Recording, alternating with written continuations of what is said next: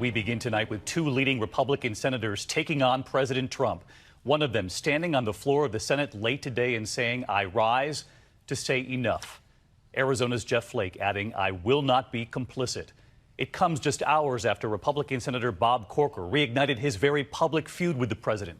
Corker calling the president, quote, "an utterly untruthful president."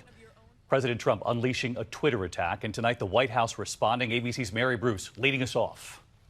Standing on the Senate floor, the Republican senator delivered an extraordinary indictment of the Republican president, calling Donald Trump reckless, outrageous, and undignified. I rise today to say enough.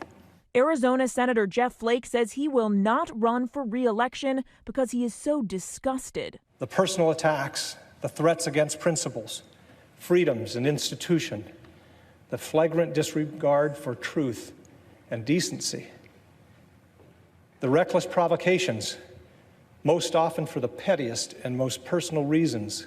And to his colleagues, a warning that, quote, silence can equal complicity. We have fooled ourselves for long enough that a pivot to governing is right around the corner. A return to civility and stability right behind it. We know better than that.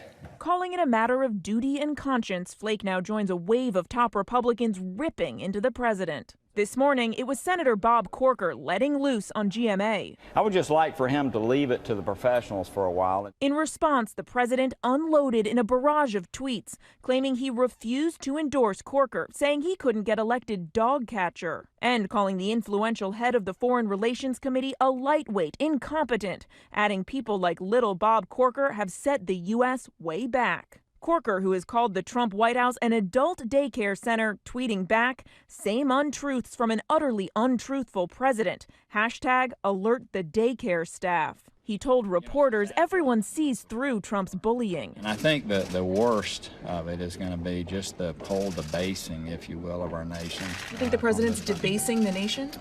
I don't think there's any question. Corker was an early supporter of Trump, but asked if he would do it again, he said no way. It all comes the same day the president traveled to the Capitol to rally Republicans on tax reform. Mr. President, any comment on Senator Flake? But his feuds are overshadowing his agenda. Does any of this make the president pause and wonder if he is doing anything wrong, that he bears any responsibility? Look, I think the voters of these individual senator states are speaking in pretty loud volumes. I think that they were not likely to be reelected.